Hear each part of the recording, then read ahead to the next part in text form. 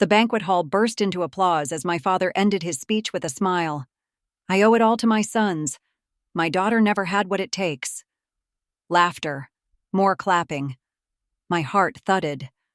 I stood up slowly, heels clicking on marble. All eyes turned.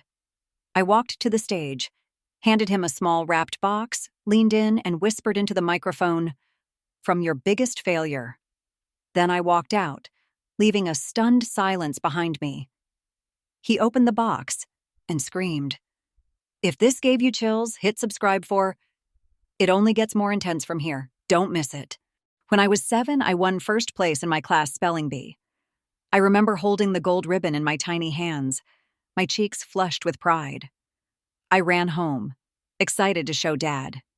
He was in the garage working with Ethan and Jake on some project. I waited until he finished drilling, then held up the ribbon. He looked at it. "Spelling?" he said, eyebrows raised.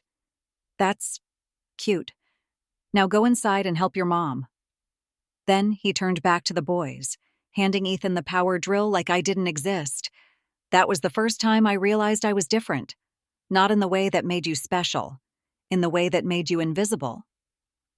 Growing up, my father believed in strength, toughness, hard work, but only if it came with grease on your hands or dirt on your knees. My brothers were athletes, rough and tumble types. Ethan was a football captain in high school. Jake was all charm and jokes, winning everyone over. Dad adored them, coached their games, bragged about their trophies, celebrated their bruises like medals. And me? I was Diana, the quiet one.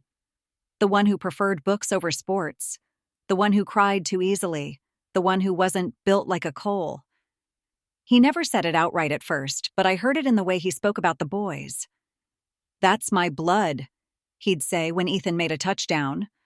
Or, "That's what it means to be a man," when Jake fixed the car without asking for help. And when I got a perfect report card? "Good, that's expected." When I got accepted into the honors program? "Your brothers did fine without all that nonsense." He didn't hit me, he didn't scream. But somehow the silence hurt more. The lack of praise, the absence of pride. By middle school, I stopped showing him my achievements. Mom tried sometimes. "Gerald, look at Diana's art project. Isn't it wonderful?" He'd glance over and say, "Yeah, it's nice. But what's she gonna do with drawing? You can't build a future off crayons." So I started hiding my awards under my bed, quietly pinning certificates to the back of my closet. I learned that praise wasn't coming, and love, the kind I watched my brothers receive freely, wasn't something I could earn no matter how hard I tried. One day in high school, I got into an argument with Jake. He called me sensitive, said I always made things about me. "You just can't handle not being the center of attention," he scoffed. I wanted to scream. I wanted to tell him how it felt to be on the outside of your own family. How it felt when your dad forgot your birthday 2 years in a row but never missed Ethan's football banquets. But I didn't scream. I just said nothing. Like I always did. By senior year, I stopped trying to impress them. I got a part-time job to pay for things myself. I studied harder than ever, applied to colleges they didn't even know about. When I got accepted into a top university on a full scholarship, I left the letter on the kitchen counter. Dad didn't even mention it. That night at dinner, he turned to Ethan and said, "I talked to a buddy of mine. He's going to help you get that internship at the firm." I sat there, chewing slowly, nodding politely. I knew better than to interrupt. The next morning, the letter was gone. I don't know if he read it. He never said anything, not even congratulations. I carried all of that with me, the years of being seen but not acknowledged, heard but not listened to, loved, maybe in the way someone loves a pet they didn't ask for but tolerate. He called me sweet to his coworkers, helpful to neighbors, but never smart, never strong, never worth being proud of. So I stopped being the daughter who needed his approval. I stopped waiting for a pat on the head, and I started building a world where I didn't need anyone's permission to shine. But a tiny voice always whispered in the back of my mind, "One day, they'll see what they missed." College was the first time I could breathe. No one knew who my father was. No one compared me to Ethan or Jake. I was just Diana, a girl with sharp focus, endless curiosity, and a hunger to prove herself. I studied hard, worked part-time, and kept my head down. When I walked across the stage to receive my degree, I looked into the crowd. There was no one there. No dad, no mom, no brothers. I had told them the date 3 times. No one even replied. I smiled for the pictures anyway because I was used to smiling through silence. Later that night, I got a text from Jake. "Hey, didn't know it was today? Congrats, though." I stared at the screen, fingers hovering over the keyboard. Then I turned off my phone and poured myself a glass of cheap wine. That was the day I quietly said goodbye to needing anything from them. I didn't stop talking to my family right away. I still called home on holidays. I still sent cards for birthdays. But the calls were always short. I'd ask how everyone was doing, and they'd talk about Dad's retirement plan or Ethan's promotion or Jake's new apartment. I became a wall, something to bounce their lives off of. If I ever tried to talk about mine, they'd say things like, "Wow, that's great. Anyway, guess who Jake ran into at the gym?" It was like I didn't exist beyond the title, daughter, sister, placeholder. Still, a part of me held on. Maybe they just didn't understand me. Maybe with time, things would change. Then one summer, everything inside me shifted. I had been dating a man named Marcus for 2 years. He was kind, brilliant, and thoughtful. He made me feel seen, really seen. We were planning a life together, and for the first time in forever, I allowed myself to believe I could be truly happy. One rainy evening, Marcus went out to pick up dinner. He kissed me before he left, said he'd be back in 20 minutes. He never came home. A truck ran a red light. The crash was instant. He was gone before the ambulance arrived. I remember the hospital lights, the smell of antiseptic, the way the nurse looked at me when she said, "We're sorry." I went home and stared at the walls for hours. I didn't cry. I just sat still, waiting to wake up. But I didn't. At 2 a.m., I picked up my phone and called home. My mother answered. Her voice was hushed. "Mom," I whispered. "Marcus is gone." There was a pause, then a sound, music, laughter. She lowered her voice further. "Oh, sweetheart, I'm so sorry. But right now isn't really a good time." "What?" "We're at Jake's engagement dinner. The whole family's here." "Oh." "I'll call you back tomorrow, okay?" She didn't. No one did. The next day, I got a group family photo in the family chat. Everyone smiling, dressed up, Dad giving a toast, Jake and his fiancée holding hands. The caption read, "One of the best nights ever." I stared at that photo until my screen dimmed. That was the moment something in me snapped. Not in anger, not in rage, in resignation. I was done begging for space in a family that couldn't see past its own reflection. After Marcus's funeral, I packed up everything and moved across the country.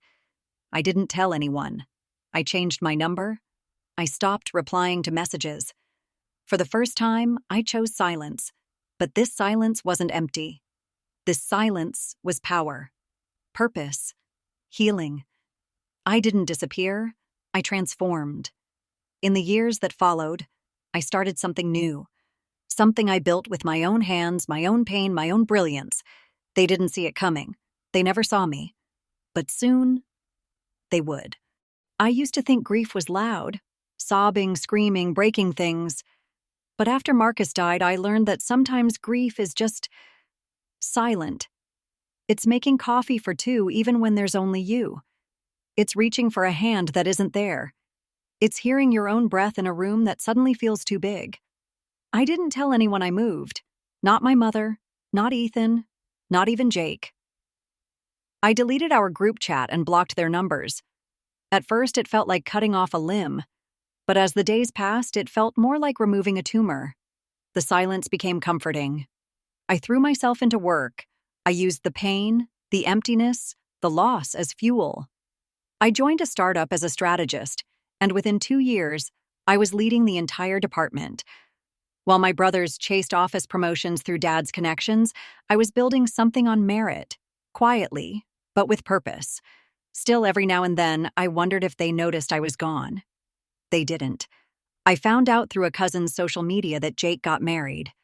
I scrolled through the pictures. My father was at the altar, holding Jake's hand like it was his own wedding. My mother wore pearls and a proud smile. Ethan made a toast. Not a single message was sent to me.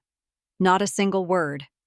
Then, on a random Tuesday, I got an email from my old college account. It was from my father. Subject: Family Update. Just wanted to let you know your mother and I are planning a trip to Florida in December. Ethan might be getting promoted, and Jake and Lucy are thinking of buying a house. Hope you're doing well. Dad. No mention of Marcus. No question of where I'd been. No apology. Just a cold, clinical update like I was some distant relative they barely remembered. I didn't respond, because by then, I was already building something bigger. After the startup, I launched my own consulting firm. At first, it was small. Just me, a laptop, and a few stubborn clients. But I worked nonstop. I learned fast. I reinvested everything. Within 3 years, I had a team. Offices in 3 cities, clients flying in from out of state just to meet me. I was mentoring young women, donating anonymously to girls' scholarships. I built what they never thought I could. I became what they said I'd never be. And yet, they still knew nothing. Until the retirement invite came, it was an email from my mother. Polite, formal. Your father is retiring after 40 years of service. We're hosting a banquet next month. It would mean a lot if you could attend. She added a smiley face at the end. I stared at it for a long time. It was the first message I'd received from her in years. No mention of Marcus. No questions about my life. Just a request to show up, to clap, to play the part. I didn't reply right away. Instead, I printed out the email and pinned it to the corkboard above my desk. For weeks, I stared at it every morning while sipping my coffee. And then I made a decision. I would go. Not for them, not for closure, not even for revenge. I would go to remind myself, and them, who I had become. I didn't need to give a speech. I didn't need to shout or cry or plead. I would say 6 words, and leave the rest to the box. They thought I disappeared, but I didn't vanish. I grew. While my father was busy raising his perfect sons and polishing his medals, I was building something no one in our family had ever done, not even him. I wasn't interested in legacy through bloodlines. I wanted impact. Quiet, lasting, undeniable impact. It started small. Just a one-woman consulting service helping women-owned businesses. But I had vision. I saw what others didn't. I listened when no one else did. And most of all, I cared. I worked late into the night, skipped holidays, sacrificed sleep, and poured every broken piece of myself into that business. And piece by piece, it paid off. Within 2 years, I had 10 employees. A year later, we were featured in a national magazine. Then came the awards: leadership, innovation, entrepreneurship. People started asking for me by name. Not Diana Cole, daughter of Gerald, just Diana. I was invited to speak at conferences. I stood on stages with CEOs and politicians. I shook hands with women I used to dream of becoming. And through it all, I said nothing to my family. I didn't need their claps anymore. But that didn't mean the wound was gone. Every time I stood in front of a crowd, some part of me still wished they'd been there. That maybe just once, my father would see me and say, "I was wrong about you." But he never did. And now, retirement. An entire night dedicated to celebrating his legacy, his success, his sons. And I wasn't invited by him. Not directly. It came from my mother, a woman who stood by and watched my erasure in silence for 3 decades. At first, I thought about deleting the message and never looking back. But then, something shifted. I remembered a photo from my childhood. Me holding up a homemade birthday card I made for Dad. His eyes weren't even on me in the picture. He was looking at Ethan, who had just spilled juice and made everyone laugh. That photo stayed in my mind for days. And then, one morning, I pulled out my sketch pad. I began to design a box. Not just any box. This one had to be special, personal, symbolic. A vessel for everything I had held inside for years. It was small, polished, the outside covered in dark walnut wood with a custom engraving. From your biggest failure. Inside, I placed 3 things. The first was a copy of the letter I had left on the kitchen counter the day I got my scholarship, the one he never acknowledged. The second was a photo of Marcus and me, laughing on the beach, eyes full of love. A life he never asked about. A loss he never comforted me through. And the third was a sealed envelope. Inside was a single sheet of paper, a press release announcing that Cole Strategies, the company I had built from scratch, was named one of the top 50 firms to watch in the country. Right below the headline was my name, Diana Cole, founder and CEO. No daughter of, no family of, just me. I had the box custom made, wrapped it in navy paper with a silver bow and set it on the shelf above my fireplace. For weeks, I practiced what I'd say at the party. I knew I wouldn't speak long. Just 1 line, 6 words. The same words I had etched on the box. From your biggest failure. I didn't need applause. I didn't care if he screamed or laughed or tore it apart. I just needed him to see it, to know what he never saw. That his daughter, the one who wasn't built like a Cole, had become everything he thought only his sons could be, and more. And then I'd leave, because this time, I wasn't walking away in shame. I was walking away in power. Diana's plan is set. The night is near. What happens when the invisible daughter finally stands in the spotlight? Subscribe to catch the next chapter, and the moment that changes everything. The night of the retirement party arrived like a storm I had waited years to walk through. I wore a navy blue dress, simple but sharp, with a silver bracelet Marcus had once given me. My hair was pinned back, my heels clicked with confidence, and in my hands was the box, wrapped and ready. The venue was a grand hall filled with gold banners that read, "Celebrating 40 years of honor, Colonel Gerald Cole." I recognized some of the faces, old family friends, distant cousins, even former neighbors. They hadn't seen me in years. Most probably didn't even know I was coming. As I walked in, heads turned. Some offered polite smiles, others whispered. I knew what they were thinking. Is that Diana? Yes, it was. Jake noticed me first. He did a double take, then smiled and walked over, champagne in hand. Wow, Diana, you look good. It's been a while. 3 years, I said calmly. He rubbed the back of his neck. Yeah, life's been, well, you know how it is. I didn't reply. I didn't come here to make small talk. Mom appeared next, looking surprised but pleased. Diana, you got the email. I did, I said, holding the box carefully in both hands. She leaned in for a hug. I gave a brief, polite one back. Her voice softened. Your father doesn't know you're here. He'll be so happy. I didn't correct her. There was no point. The night wore on with toasts and laughter. Slideshows played across giant screens showing photos of Dad in uniform, Dad shaking hands with generals, Dad with Ethan and Jake at sporting events, Dad grilling in the backyard. I wasn't in a single photo. Finally, the microphone was handed to Ethan. He gave a glowing speech full of stories about Dad's strength, Dad's discipline, and how we all owe everything to him. Jake followed with jokes and tears and ended with, "You taught us to be real men. We hope we made you proud." The room clapped. Some stood. My father sat in the middle of it all, smiling like a king surrounded by his legacy. Then he took the mic. I've been many things in my life. Soldier, husband, father. But nothing compares to being a dad to 2 incredible sons. Ethan and Jake, you are my pride. You are my future. Everything I have, everything I've built. I owe to you." People nodded, applauded again. Then he added, like a casual afterthought, "And of course there was Diana, too, but she never quite had what it takes." The words hit like a slap. Casual, cold, clean. A few people looked uncomfortable. Others chuckled, assuming it was just a joke. But I stood up.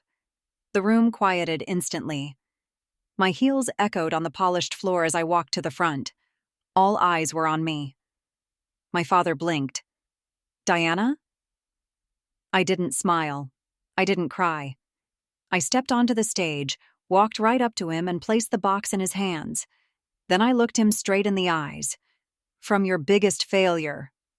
I turned and walked out. Gasps followed me. Whispers, chairs scraping. But I didn't look back. Outside, the cool air hit my skin. I inhaled deeply, letting years of pain leave my body with every breath. Behind me, the hall doors opened. Then I heard it. A scream, not angry, not startled, shattered. My father's voice roaring in disbelief. I kept walking, because whatever he had seen in that box, it finally made him feel. And that was enough. Inside the banquet hall, my father sat frozen, the box resting on his lap. The shiny silver bow seemed to mock him, bright and cheerful against the heavy silence that followed my exit. He didn't open it right away. First, he looked around the room, confused. People were whispering, their smiles fading. My mother's hands clutched her wine glass so tightly her knuckles turned white. Ethan looked uncomfortable. Jake rubbed his temple, clearly embarrassed. Finally, Dad cleared his throat. "Well, that was dramatic." He tried to laugh, but no one joined him, so he began to untie the ribbon. Slowly, carefully, like it might explode. The lid creaked open. Inside, he saw a folded letter, a photo in a silver frame, and a sealed envelope. No jewelry, no money, no threat. But as he looked closer, his entire face changed. He pulled out the letter first, his brow furrowed as he unfolded it. The room watched in tense silence. It was the letter I had written the day I got my full-ride scholarship, the one I left on the kitchen counter, hoping he'd say something, anything. "Dear Dad, I got in. Full tuition, top of my class. I hope you're proud of me." His eyes scanned the words. A few guests, confused, leaned in to see what he was reading. My father folded the letter slowly and set it down. Then he picked up the framed photo. It was of Marcus and me. On the beach, laughing, his arm around my shoulders, eyes full of warmth. In the corner of the photo, a date was written, August 12th, 2019. He stared at it for a long time. That was the day after the accident. That was the face of the man whose death he never acknowledged, the grief he never reached out for, the relationship he never cared to understand. The silence in the room deepened. He looked like someone had punched the air out of his lungs. And then, the envelope. He opened it with trembling fingers, pulled out the single page inside. At the top, in bold letters, Cole Strategies named one of the top 50 firms to watch in 2024. Underneath, founded and led by CEO Diana Cole, the firm has grown nationally with a mission to empower women in business. Her work has impacted over 200 companies and thousands of young women. There was a photo attached, a headshot. It was me, poised, confident, accomplished. Not the quiet girl he once dismissed, not the sensitive child he overlooked. A woman, a leader, someone he never took the time to know. The silence cracked. He let out a sharp, guttural sound, a noise so unlike him it made people flinch. Then came the scream, raw, wild, a mix of rage, disbelief, and something deeper. Regret. My mother rushed to his side. "Gerald, what is it?" He didn't answer. He couldn't. He just stared at the contents of the box like they had robbed him of breath. Ethan stood beside him, reading over his shoulder. His jaw dropped. "Wait, this is Diana? She runs this company?" Jake leaned in next. That can't be right. But it was. It was all right there, printed in ink, undeniable. Proof. Proof of what they missed. Proof of what they never saw. My mother slowly picked up the photo of Marcus. Her lips quivered as she read the date. Realization dawned on her face. Her eyes filled with tears. "She called me that night," she whispered. "She told me he was gone, and I told her we were busy." No one spoke, because what could they say? It was all too late to be proud, too late to ask questions, too late to be part of my story. Outside, I walked under the night sky, heels clicking steadily on the pavement. I didn't cry. I didn't smile. I just walked, lighter than I had ever felt before, because I had finally said what needed to be said, and whether they understood or not, that was no longer my burden to carry. The next morning, I woke up to over 50 missed calls. 6 from my mother, 9 from Ethan, 24 from Jake, and 8 from a number I hadn't saved. But I knew it was him, my father. I didn't answer any of them.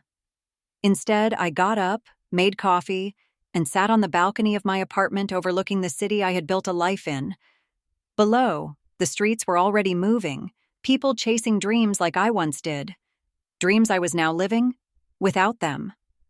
I sipped slowly, letting the peace wash over me. They had seen the truth now. They had opened the box. For the first time in their lives, they were finally seeing me, not as the daughter who didn't have what it takes, but as the woman who never needed their approval to become everything they never believed she could be. Later that afternoon, I received an email. Subject: please. It was from my father. I hovered over it for a moment, then clicked. Diana. I opened the box. I read the letter. I saw the photo. I don't even know where to begin. Maybe I always saw how brilliant you were. Maybe I just didn't want to admit it. I was wrong. I was terribly wrong. I thought I was raising sons to carry my name, but it turns out the only legacy worth carrying is yours. I'm sorry for everything. If you'll let me, I'd like to talk. Love. Dad? I read it twice. And then I closed the tab. Because that email wasn't for me. It was for his own conscience, for his guilt. My whole life I had waited for those words.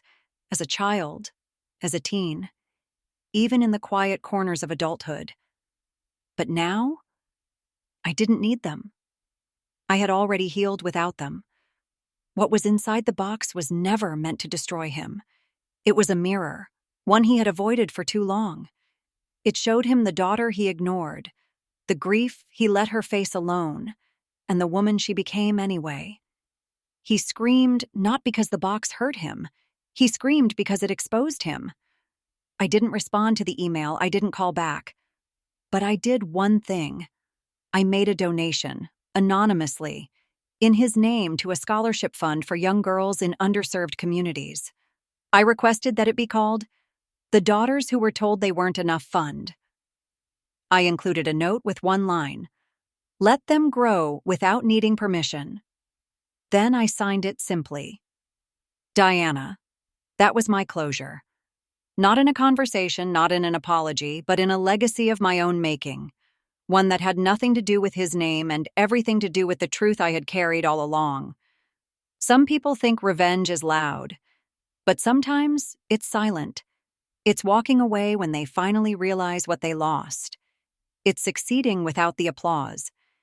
It's standing tall in the face of decades of dismissal and saying, I was never your failure. You were mine. If this story moved you, share it with someone who needs to be reminded of their worth. Don't forget to like, comment your thoughts, and subscribe for more powerful, real-life inspired stories that hit straight to the heart.